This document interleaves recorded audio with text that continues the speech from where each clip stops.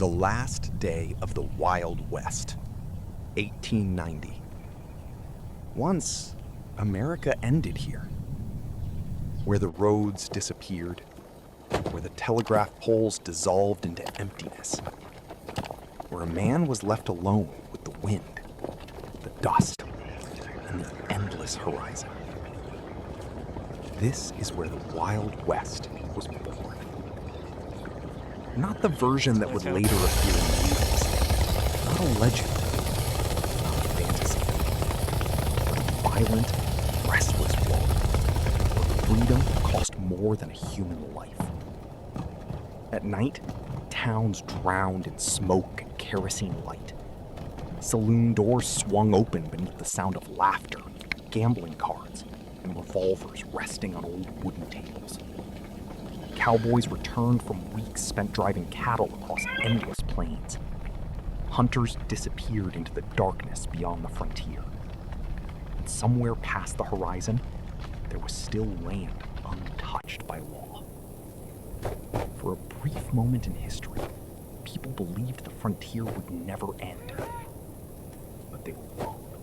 The railroad came slowly at first, a line of black smoke against the horizon, distant vibration beneath the earth, then steel tracks cutting through the plains like a blade. Towns began to appear where there had once been nothing but silence. Banks, hotels, factories, telegraph wires stretching across the sky like veins of a new civilization. And for the first time, the frontier began to feel small. The cowboys could feel it before anyone else. The open land was shrinking. The cattle trails were disappearing. Even the saloons sounded different now. Less laughter, more silence. Because deep down, everyone understood something they were too afraid to say aloud. The winter of 1890 arrived without mercy. Snow fell over the plains like a heavy silence that could not be lifted. Even the wind seemed tired, as if it had been carrying the same stories for too long. And in that silence, the last fracture of the old world broke open. At Wounded Knee, everything collapsed at once. Not just the battle, but the final collision between two versions of America that could no longer exist together. Smoke rose above the snow-covered ground. Voices disappeared into white emptiness. And when it was over, the plains did not feel victorious. They felt empty, as if something ancient had finally stopped breathing. News traveled fast along the telegraph lines. Faster than understanding. And across the country, people tried to make sense of what had happened. But no language existed yet for the end of an era. Because this was not just the fall of the frontier. It was the moment America realized the frontier had been an illusion all along. And while newspapers wrote about progress and civilization, something quieter was happening beneath the headlines. The Wild West turned into stories, then into myths. The silence that followed was not immediate. It arrived slowly, like dust settling after an explosion that no longer had a sound. At first, nothing seemed different. The trains kept running, the towns kept growing. The newspapers kept printing words like progress, expansion, future. But something invisible had shifted beneath all of it. The Wild West was no longer a place. It was becoming a memory. And memories are dangerous things in a nation built on movement. Because they refuse to stay still. They change shape. And stories become something else entirely. In the years after 1890, something strange began to happen across America. People who had once lived through the frontier began to speak about it differently. A cowboy who had spent his youth driving cattle across burning plains no longer described exhaustion and hunger. He described freedom. A former outlaw who had once feared death every night no longer spoke about survival. He spoke about honor. Even violence began to change its meaning. What had once been chaos became courage. What had once been desperation became adventure. The frontier did not vanish the way people expected. There was no final moment when the West simply ended. No single line drawn across a map that said, "This is over now." Instead, it faded into something quieter, something more permanent. Cities grew where dust once ruled. Steel replaced wood. Schedules replaced uncertainty. And the open silence of the plains was slowly filled with the noise of structure. It felt like order. It felt like progress. But beneath it, something was missing. Because the Wild West was never just land. It was a relation. There comes a moment in every civilization when movement slows. Not because it has nowhere left to go, but because it has already gone everywhere it understands. By the end of the frontier, America had reached that moment. The land was mapped. The rivers were crossed.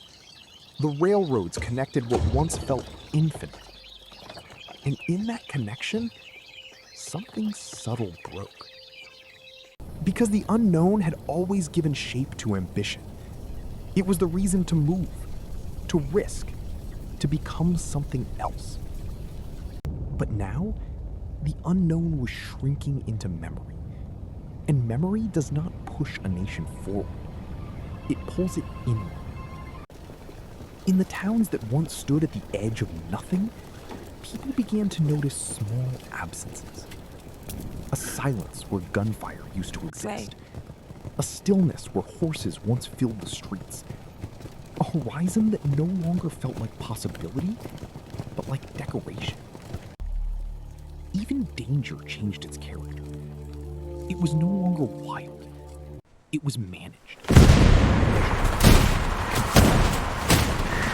And so the mythology of the West grew stronger at the exact moment the real West disappeared.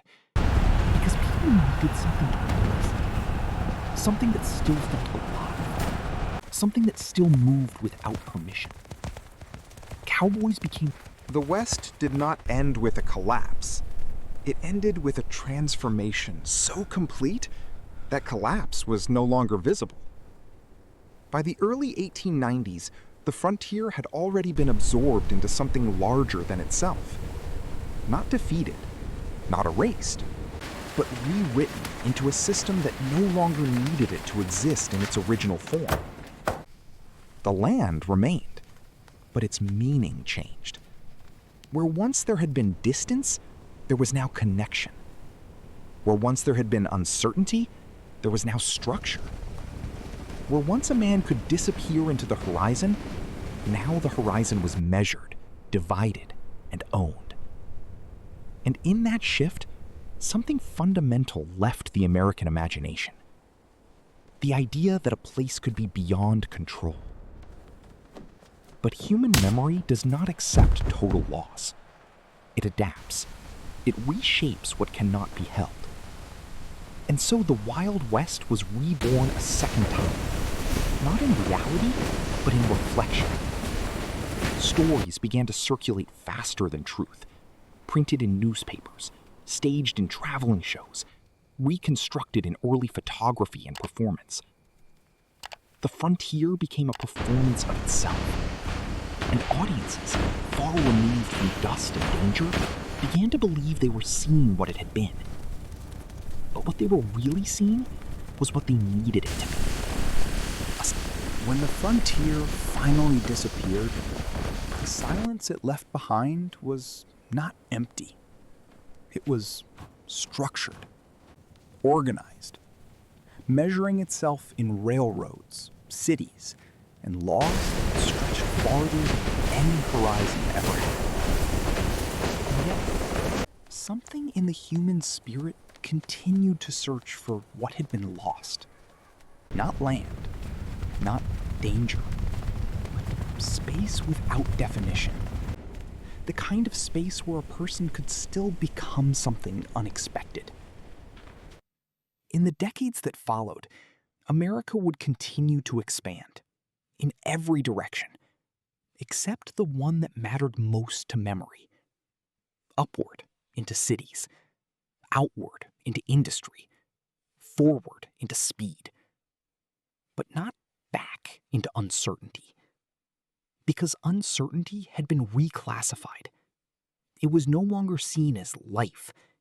It was seen as risk. And risk, in the New World, was something to be eliminated.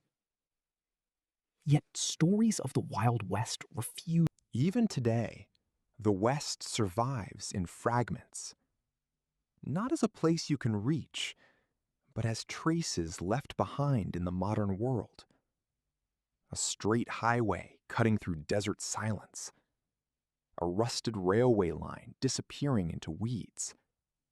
A name on a map that once meant something violent, alive, and uncertain. But the meaning is gone. What remains is only structure. And structure has no memory of what it replaced. The people who once lived through the frontier are no longer here to explain it. And so the world does what it always does with the unreachable past. It simplifies it. It turns complexity into symbols. It turns survival into story. It turns fear into romance. Let's go.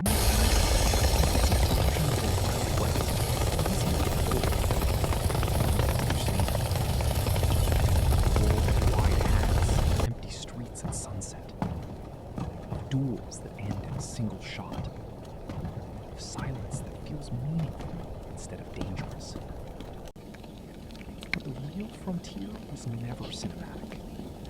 It was unstable, unfinished, unpredictable, not controlled or repeated. That is exactly why it could not last. Because anything that cannot be met. The West did not end. It simply stopped being noticed. Because the world that replaced it was louder, faster, and more certain of itself. Railroads stretched across what once felt infinite. Cities rose where silence had ruled for centuries. And the idea of open land without ownership began to feel almost unreal. But underneath all of it, something unresolved remained. Not a place, not a people, but a question. A question the New World inherited, but never fully answered. What do you do with a world that no longer has edges? At first, it seemed like victory. Humanity had expanded, connected everything, mapped everything, named everything. There were no more blank spaces on the map. No more white voids waiting to be explored. And so it was assumed that the story had reached its conclusion. But civilizations do not end questions by solving them. They end them by forgetting why they were asked. And so the frontier became invisible. Not gone, just hidden beneath structure, beneath order, beneath progress. But in quiet moments, it returned. Not as land, but as absence. A feeling that something essential had been removed from the world and replaced with something. The West did not end. It simply stopped being noticed. Because the world that replaced it was louder, faster, and more certain of itself. Railroads stretched across what once felt infinite. Cities rose where silence had ruled for